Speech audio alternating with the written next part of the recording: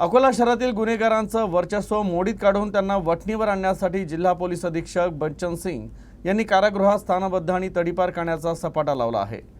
शहरातील बैदापुरा येथील कुख्यात गुंड साहेब खान अहमद खान याला एमपीडी अंतर्गत 1 वर्षासाठी कारागृहात स्थानबद्ध करण्यात आलं।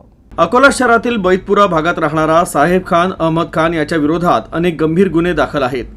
यापूर्वी विविध कलमान्वये प्रतिबंध कारवाई केल्यानंतर देखील त्याच्यावर कुठलाच परिणाम होत नसल्याचं समोर आलंय। पोलिसांनी केलेल्या प्रतिबंधात्मक कारवाईला तो जुमानत नसल्याची बाब गंभीरतेने घेत जिल्हा पोलीस अधीक्षक बच्चन सिंग यांनी साहेब खान याला स्थानबद्ध करण्याचा प्रस्ताव जिल्हाधिकाऱ्यांकडे सादर केला होता। जिल्हा दंडाधिकारी अजित कुंभार यांनी सर्व कायदेशीर बाबींची पडताळणी केल्यानंतर साहेब खान हा धोकादायक व्यक्ती असल्याची खात्री झाली।